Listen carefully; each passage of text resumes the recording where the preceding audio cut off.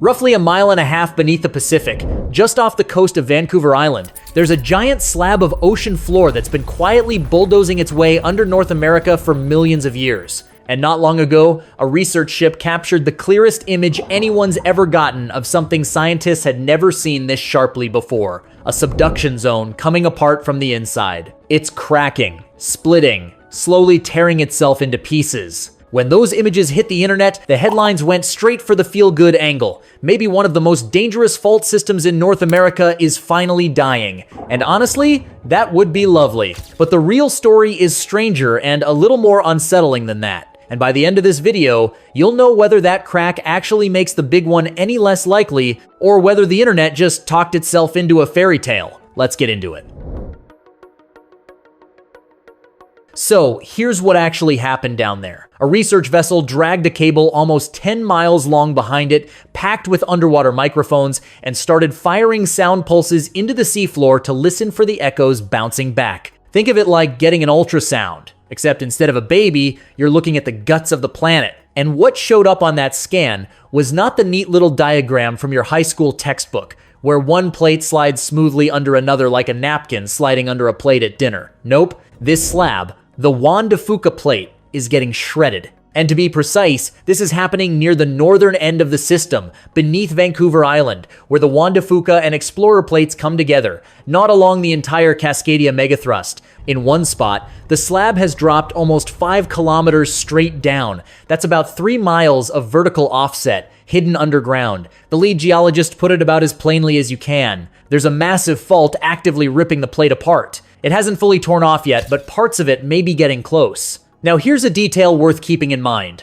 Along that 75-kilometer gash, some stretches are rattling with tiny earthquakes, and others are dead quiet. And scientists are careful here. Quiet doesn't automatically mean safe, and it doesn't automatically mean loaded either. It means the system is doing something we don't fully understand yet. But hold on to that word silence, because later when we get to the locked Cascadia fault itself, it turns into a much darker clue. And that's all it took. Cascadia is shutting down. The fault is dying because the danger is going away. Makes a much better bedtime story than the truth. Problem is, the scientists weren't buying it. Alexander Peace, a geologist at McMaster University, basically said everyone was sprinting way past what the evidence could actually prove. So if the fault isn't dying, then what on earth is it doing?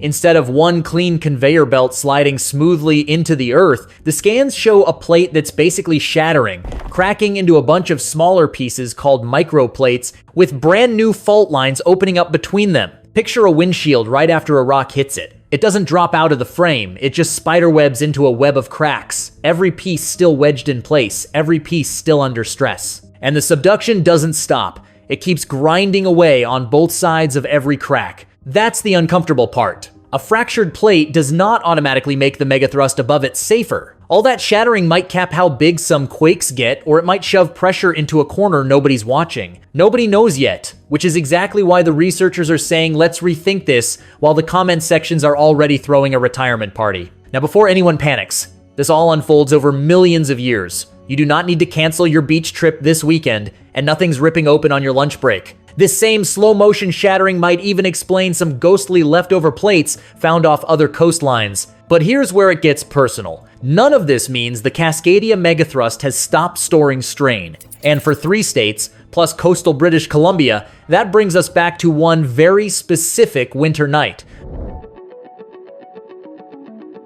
January 26th, 1700. We know that date almost to the hour, which is kind of insane because there were no seismographs back then. Nobody on this coast writing it down. So how do we pin it to a single night? 3 completely separate trails of evidence from 3 corners of the world, all landing on the same evening. Start in Japan. Out of nowhere, a tsunami rolled ashore and flooded villages, with no local earthquake anywhere to explain it. Officials wrote the whole thing down in careful detail, never realizing the wave had been launched at them from clear across the Pacific. Now swing back to the coast itself. There are entire forests of dead cedar still standing in Oregon and Washington.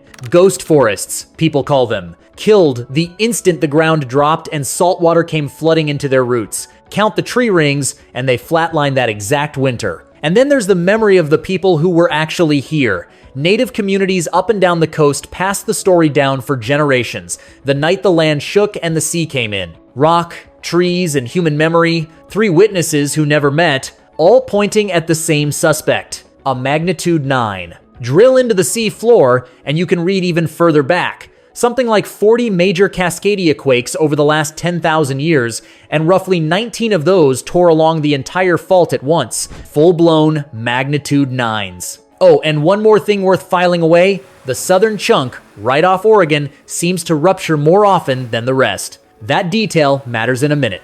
Okay, gut check. Right now, I'd bet a part of your brain is quietly filing all of this under good news. No shaking, no worries, quiet fault, safe fault, right?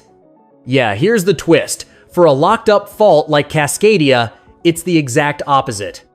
The deep part keeps grinding forward every single year, but the shallow part is jammed, stuck, going nowhere. So all that pressure has to build up somewhere, and it pours into the rock, bending it a little more every year for 326 years straight. Cascadia hasn't let go since 1700. That silence isn't peace. It's a fault holding its breath, the same quiet I told you to pocket earlier, just with everything now riding on it. Which is exactly why, when the ground actually moved off Oregon at the end of June, everybody's stomach dropped. A magnitude 5.5, about 135 miles west of the coast in the early morning. No damage, no tsunami, but you can guess the question that lit up every group chat. Is this it? Is this the start? And the honest answer is no. That one struck on a different fault called the Blanco, way out to sea, and the Blanco tops out around 7. It's a firecracker, not the main event. But the catch is this. The Blanco and the Juan de Fuca plate are part of the very same machine that feeds the big one, so the fear people felt wasn't stupid. It was pointed at the wrong quake and dead right about the monster sitting offshore. So how big is that monster, really? All right, the question I promised we'd settle. Does the crack, the fragmentation, or the June earthquake lower the odds of the big one? Short answer, no. None of them currently changes the official hazard estimates. Depending on the model, the current best estimates put the chance of a full margin, magnitude 9 rupture, most or all of the Cascadia megathrust, letting go at once, at around 10 to 15% over the next 50 years. The southern section is a different story. There, the chance of a magnitude 8 or larger earthquake, whether it comes from a partial southern rupture or a full margin event, rises to roughly 1 in 3. And that is the southern section I told you to file away earlier. But to be clear, that probability is not based on the June Blanco earthquake. Different fault, different calculation. Those are not doomsday blogger numbers. They come from the same body of science used to shape hazard maps and evacuation planning across the region, and in the United States, building codes. So the tear off Vancouver Island does not hand us an off switch. What it hands us is a more honest map, new boundaries that a future rupture might cross, or that might help stop it. Scientists do not know which yet. That is the whole point. This discovery does not currently give us a reason to call Cascadia safer. It shows us just how active, segmented, and complicated the system really is.